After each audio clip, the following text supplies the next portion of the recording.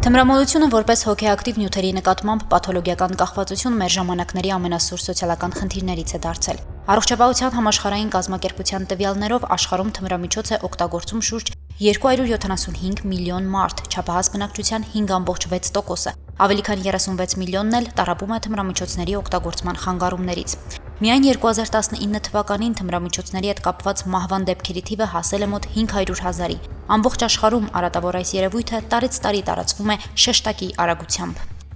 Վերջին տարիներին թմրամոլության դեպքերի աճը նաև Հայաստանում ամենամոտ վիճակագրությունը բերենք 2020-ին 7392, 2021-ին 7779, 2022-ին արդեն 7854 անձ է եղել հաշվառված։ Թվերի աճման նույն միտումը պահպանվում է։ Իրավիճակի լրջությունը հաստատում են նաև բժիշկ մասնագետները։ Գյումրիի հոգեկան առողջության կենտրոնում 462 անձ հաշվառված է որպես թմրամոլությունից տառապող։ Սա թերևս իրական պատկերը չէ, զուտ այն պատճառով, որ ստացիոնար բուժման այստեղ չեն դիմում։ Որոշակի աճ նկատվում է, բայց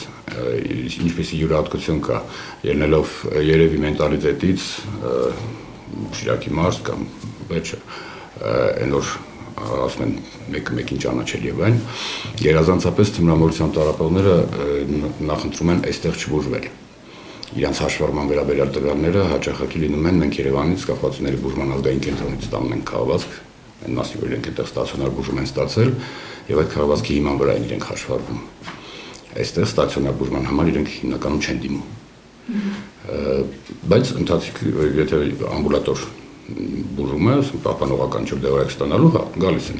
Օգտագործվող թմրանյութերի շարքում մասնագետների համար առավել մտահոգիչ ու վտանգավոր են համարվում սինթետիկ թմրամիջոցները, որոնց նույնիսկ մեկանգամյա օգտագործումը կարող է առաջացնել կախվածություն։ Իսկ հետո սեփական կործանարար քայլը գիտակցելու ու կախվածությունը հաղթահարելու կամք դրսևորում են շատ քչերը։ Ավելի բարդ է հոգեբանական կախվածությունը, որտեղ նույն այդ եւ թմրանյութ ալկոհոլ օգտագործողները ֆիզիկականի կարիք այլևս չունեն, եթե իրենք միջեր իրենց վրա աշխատեն, կարող են ազատվել դրանից, բայց այդ հոգեբանական կախվածությունն են տրվում։ Ասում են, որոշ ժամանակ մարդը միանշանակ ֆիզիկապես կարիք չունի այդ նյութը ընդունելու, բայց մեկը առիթ լինի թե չլինի, ինքն էլ կորինի այդ առիթը գործածելով։ Ցավոք թմրամիջոցների օգտագործումն այսօր շատ դեպքերում պայմանավորված է անիրազեկվածությամբ ու ռիսկերի թերագնահատմամբ։ Թմրամոլության ջրաններում հիմնականում հայտնվում են 20-ից 35 տարեկանները եւ անգամ անչափահասները։ Սոցիալական ապահովվածությունը այստեղ ընդհանրապես կապ չունի, կարող է լինել բավականին ապահովված անձինք եւ օգտվեն տարբեր տեսակի թմրամիջոցներից, կարող է լինել սոցիալապես անգամ անապահով խավի անձինք,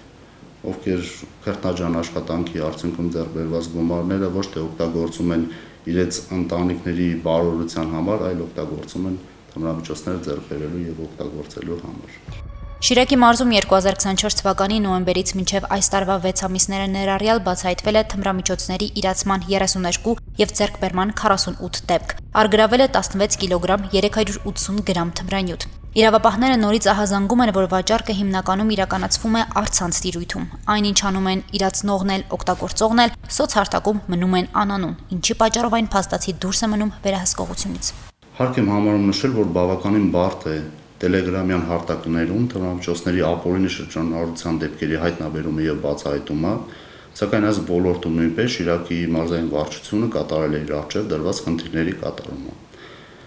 Այդ միջոցառումների արդյունքում ձերբակալվել են 5 անձիկ, որոնք տելեգրամյան ալիքների միջոցով շահադիտական նպատակներով իրացրել են տարբեր տեսակի թմրամիջոցներ։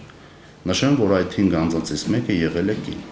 Այս շարիկի թակարդում են հայտնվում նաև անչափահասները, նրանք շատ հաճախ դառնում են գործիք իրացնողների ձեռքին գումար շորթելու կամ վաճառքը կազմակերպելու համար։ Այսօր ամենամեծ վախը ծնողների մոտ է երեխաներին պաշտպանել նման երևույթներից։ Շիրակի մարզային ոստիկանությունում թմրամիջոցների շրջանառության մեջ անչափահասների ներգրավվածության վերաբերյալ գրանցված տվյալներ չկան, իսկ կանխարգելիչ եւ իրազեկող աշխատանքները կրթական հաստատություններում մշտական են։ Բավականին բարձր է համագործակցությունը կրթական համակարգի հետ, մասնավորապես իրականացվում է զրույց-զեկույցներ, հիմնականում բարձր տարիքային դասարանների աշակերտների շրջանում, այնտեղ բացատրական աշխատանք է տարվում, որ օգտագործելով թմրամիջոց դուք վտանգում եք ձեր սեփական կյանքը, ձեր առողջությունը, ձեր ամբողջ կյանքը եւ ձեր հետագա կարիերան։ Քաղաքը շատ մեծ քաղաք չի, շփում եւ այլն կա։ Տեղյակ եմ, բայց դիմելություն չկա։ ինչ որտեղ նաև մենտալիտետ պահովել նամանավանդ երիտասարդների մոտ, անչափահասների մոտ դա համարվում է ամոթելի, ինչ գնանք, ինչ դիմենք։ Քանի անգամ արդեն եղել են այդ զրույցները տանել մարդկանց հետ, որ այդ հարևանը քո կյանքով չի ապրում, դու խնդիր ունես, արի քեզ օգնենք։ Ներկայում ոստիկանությունում թմրամիջոցների օգտագործման, ձեռքբերման եւ պահման դեպքերով մի շարք քրեական վարույթներ են ընթանում, որոնք գտնվում են դատավճռի փուլում։ Հասմիկ Թումասյան, Արտյոմ Խաչատրյան, Հորիզոն։